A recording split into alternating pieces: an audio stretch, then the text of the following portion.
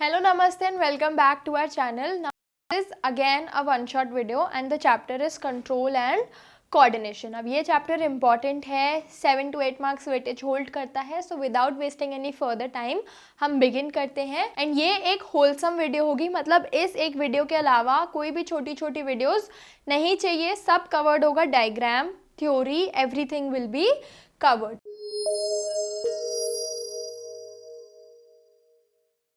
अब सबसे पहले कंट्रोल एंड कोऑर्डिनेशन एग्जैक्टली क्या होता है.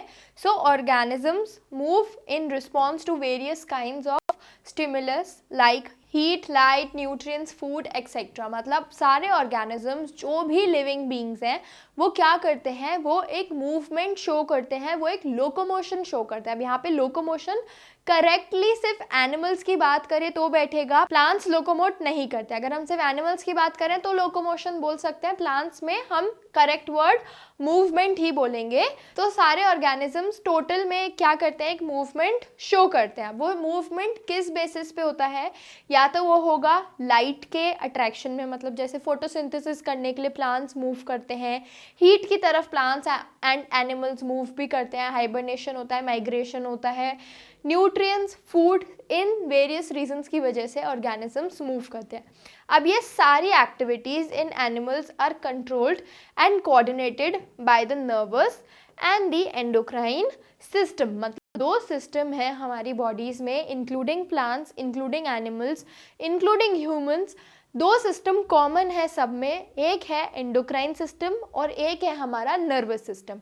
हमारे पूरे मूवमेंट को कंट्रोल कौन कर रहा है, नर्वस सिस्टम कर रहा है. मतलब अभी अगर मेरे को मेरा हाथ स्ट्रेच करना है तो ये नर्वस सिस्टम की वजह से हुआ. बट इस सब के बीच में अब ऐसा नहीं है एक बार में मेरा हाथ ही स्ट्रेच होगा, एक बार में बहुत सारे फंक्शंस भी हमारी बॉडी में परफॉर्म हो सकते हैं, क्योंकि हम मल्टी लेवल ऑफ ऑर्गेनाइजेशन है. हमारे पास सेल्स हैं, टिश्यूज़ हैं, ऑर्गन्स हैं, ऑर्गन सिस्टम्स हैं.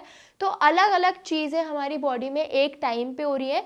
सो उन सब के बीच में एक सिंक, मतलब एक क्या, एक कोऑर्डिनेशन, एक सही से टाइमिंग रखना बहुत इंपॉर्टेंट होता है. एंड वही टाइमिंग कौन कैरी आउट करता है, वही टाइमिंग कैरी आउट करता है हमारा एंडोक्राइन सिस्टम, जो कि एक हार्मोन प्रोड्यूस, एक नहीं जो कि बहुत सारे हार्मोन्स प्रोड्यूस करके हमारी पूरे बॉडी में क्या मेंटेन कर लेता है, एक कोऑर्डिनेशन मेंटेन कर लेता है. अब hormones are chemical messengers which assist the nervous system in carrying out various functions. तो हार्मोन्स हमारे नर्वस सिस्टम को क्या करते हैं, एक तरीके से हेल्प करते हैं, एक तरीके से एड करते हैं सारे फंक्शंस को परफॉर्म करने में.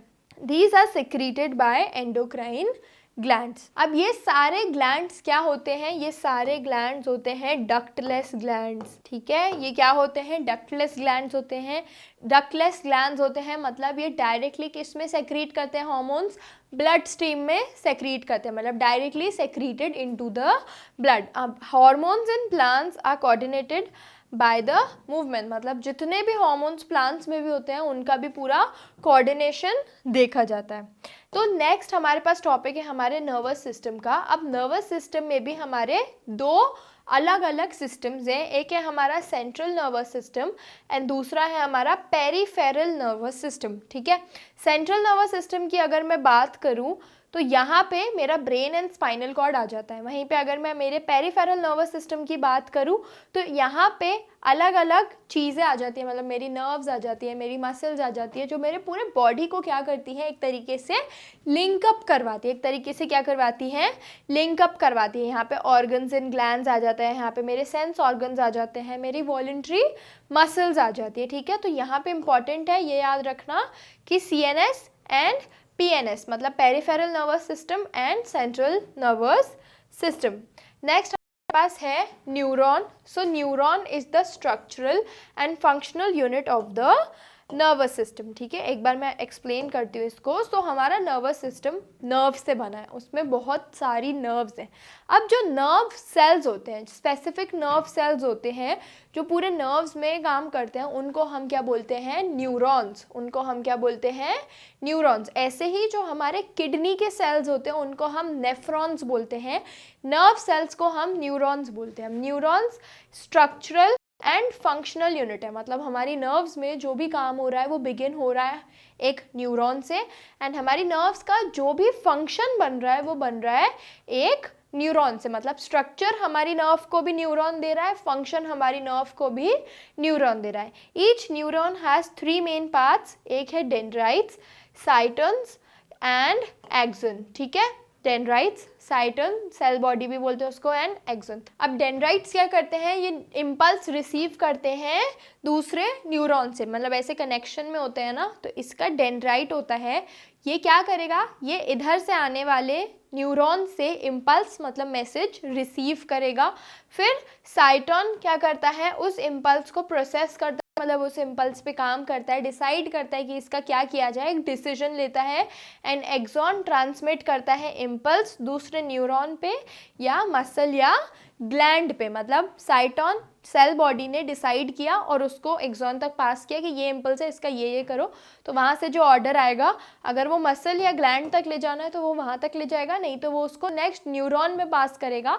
एंड एक्सॉन और यहाँ पे डेंड्राइट ऐसे कनेक्टेड होंगे, तो एक्सॉन से जाएगा मैसेज नेक्स्ट न्यूरॉन तक, किसके थ्रू, डेंड्राइट के थ्रू। ठीक है, अब एक्सॉन में भी माइलिनेटेड और नॉन माइलिनेटेड, मतलब कवर्ड या नॉन कवर्ड।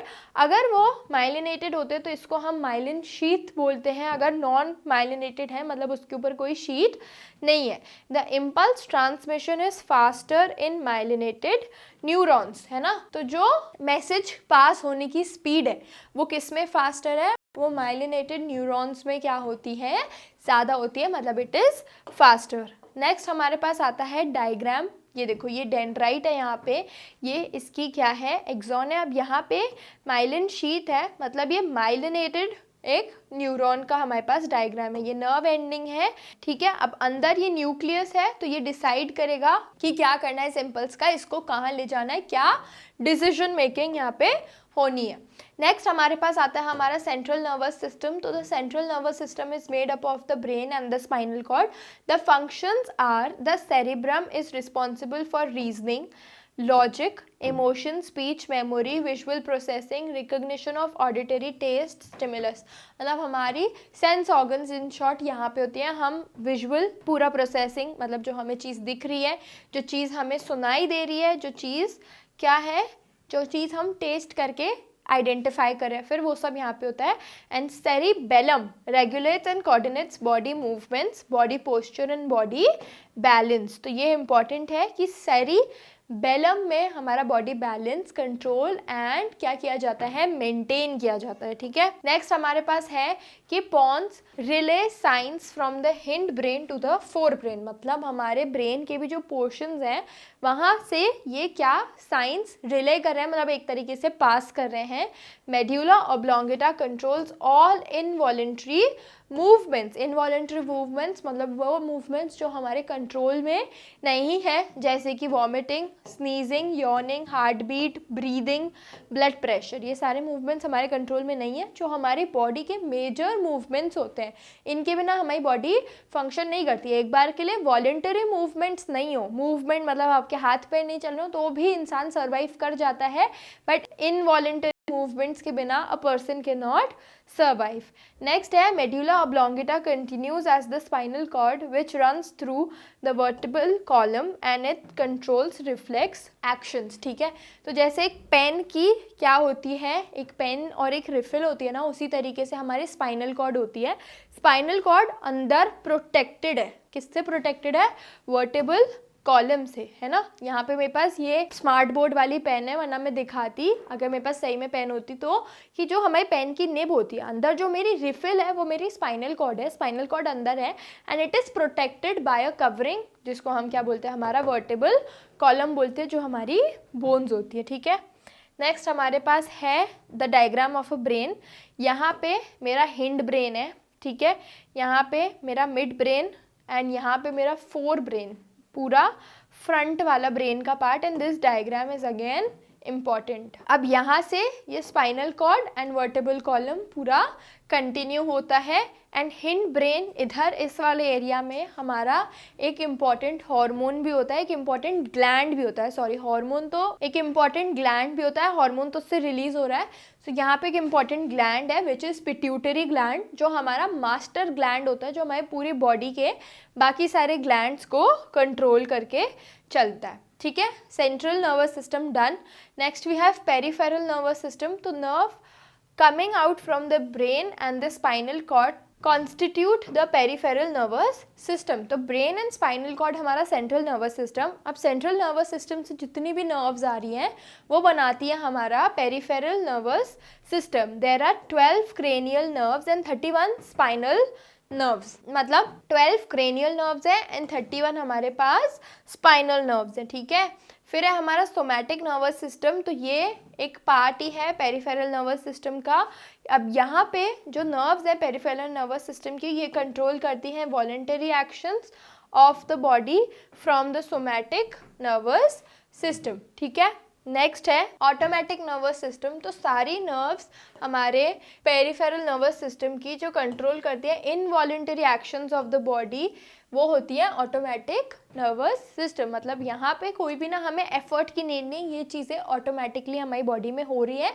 जो कौन कंट्रोल कर रहा है, मेरा ऑटोमेटिक नर्वस सिस्टम। जैसे मैं अभी बात कर रही हूँ बट उसी के साथ साथ मेरी ब्रीदिंग भी चल रही है, मेरी हार्ट बीट भी चल रही है। मेरे को अगर अभी स्नीज आई तो वो भी मेरी बॉडी मेंटेन कर लेगी। तो ये सारे एक्शंस चलते रहते हैं, बैकग्राउंड में भी चलते रहते हैं। तो इनको क्या बोलते हैं हम, ऑटोमेटिक नर्वस सिस्टम। अब रेस्पिरेशन हो गया, हार्ट रेट हो गया, ब्लड प्रेशर हो गया, डाइजेशन हो गया, ये सब ऑटोमेटिकली मेरी बॉडी में चल रहा है, तभी इसको हम कहाँ क्लासीफाई करेंगे, ऑटोनॉमिक नर्वस सिस्टम में। अब ऑटोनॉमिक नर्वस सिस्टम के भी दो क्लासिफिकेशंस हैं, एक है सिंपैथिक और एक है पैरासिम्पैथिक, ठीक है। सिंपैथिक नर्वस सिस्टम प्रिपेयर करता है बॉडी को इंटेंस फिजिकल एक्टिविटी के लिए, और इसको हम फाइट और फ्लाइट रिस्पॉन्स भी बोलते हैं, ठीक है। और पैरासिम्पैथिक क्या करता है, ये एग्जैक्ट ऑपोजिट करता है। मतलब ये हमारी बॉडी को हाई एनर्जी फंक्शन से कूल डाउन करता है। जैसे तुम लोग जिम गए, तुमने वर्कआउट किया, तुमने कोई स्पोर्ट खेला, तो खेलते टाइम तुम्हारा सिंपैथिक नर्वस सिस्टम काम करेगा, वेरएज रिलैक्स करते टाइम तुम्हारा पैरासिम्पैथिक नर्वस सिस्टम काम करेगा, ठीक है। नेक्स्ट हमारे पास है reflex action. So the reflex action is a sudden involuntary movement of the body done in response to stimuli। जैसे स्टिमुलस क्या हो गया, कोई भी चेंज आया, मैंने एक गैस पे गर्म पानी करा, गर्म पानी रखा, अब वो बहुत ज़्यादा हीट हो जाएगा। स्टार्टिंग में तो ठंडा नॉर्मल टेम्परेचर है, मैं टच कर लूँगी, जब बहुत ज़्यादा गर्म हो जाएगा मैं हाथ हटा लूँगी। तो ये एक क्या होगा, ये एक रिफ्लेक्स एक्शन हो गया। ये सडनली हुआ, एकदम सडन चेंज हुआ, इनवॉलेंटरी हुआ, मतलब मेरे कंट्रोल में ना, ऑटोमेटिकली हुआ, मैंने एकदम से विड्रॉ किया, मेरे को प्रोसेस करने में बहुत ज़्यादा थिंकिंग नहीं लगी उसमें। और ये क्यों हुआ, क्योंकि एक मेरे पास भी चेंज आया था, तो मैंने उसके रिस्पॉन्स में खुद को प्रोटेक्ट करने के लिए ये चीज़ क्या करी, कैरी आउट करी।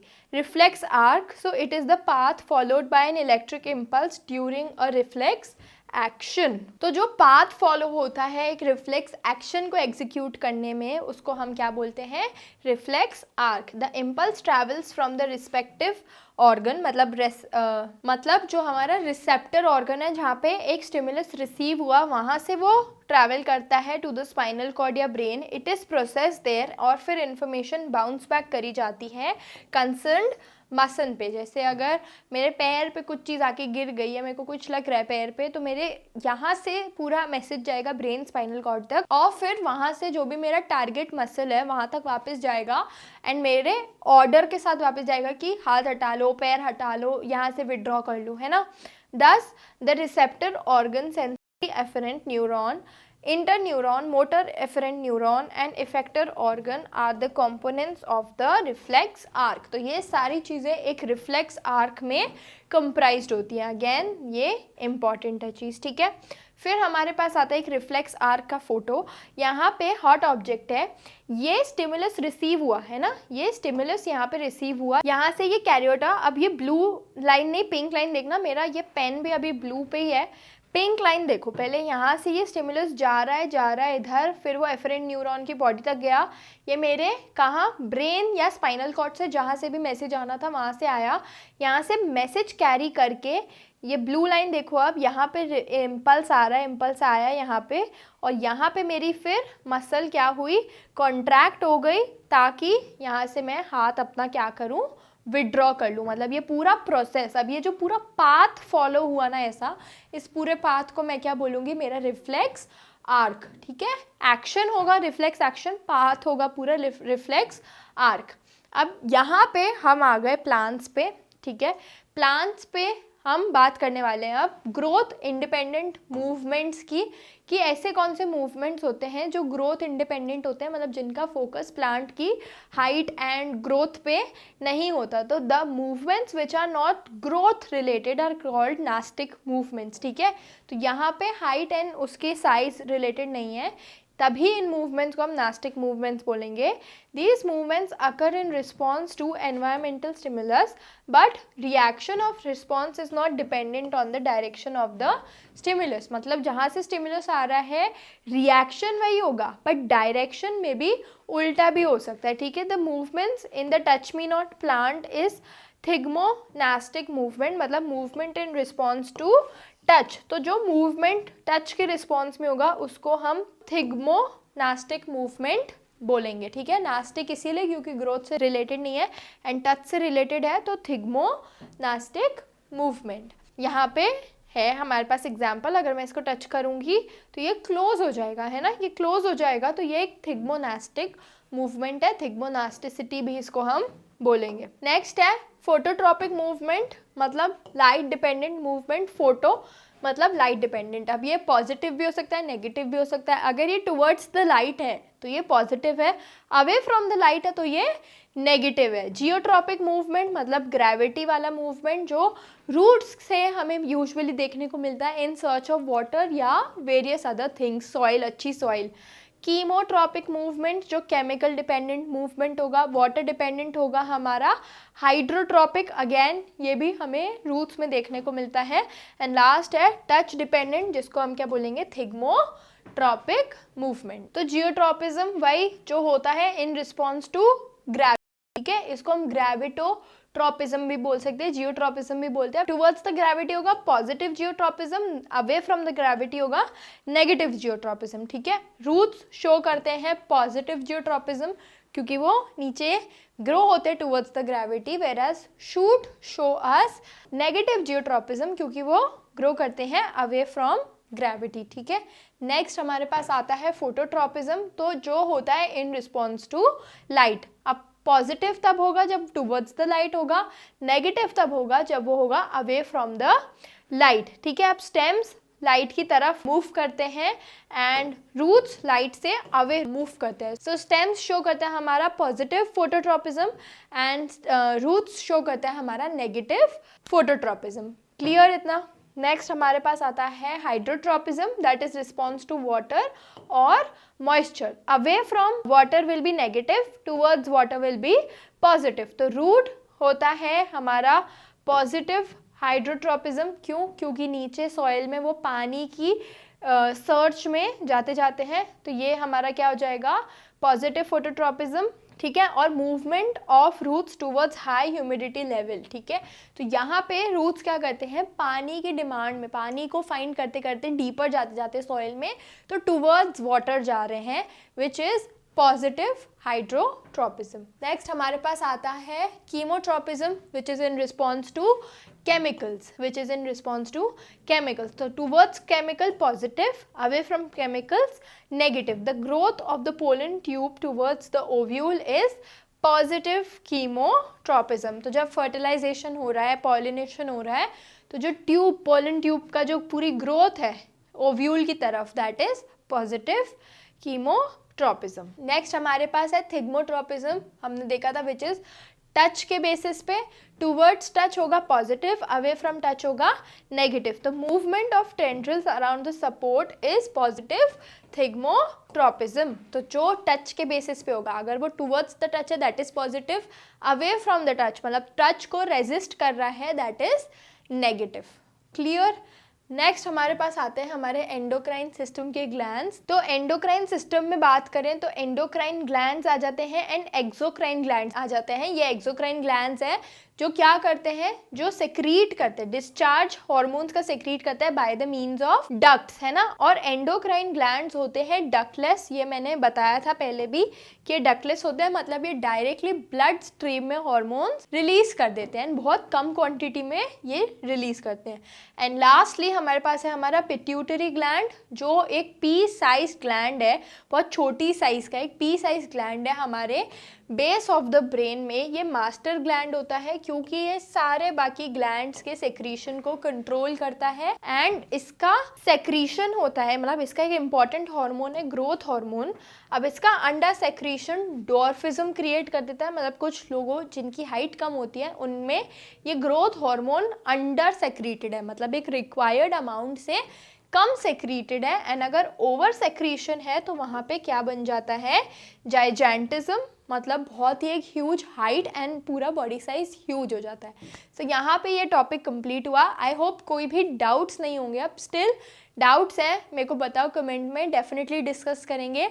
और वीडियोस आने वाली हैं ऐसी वन शॉट मोटिवेशनल, सब टाइप का कंटेंट मिलेगा, लाइव सेशंस भी होने वाले हैं।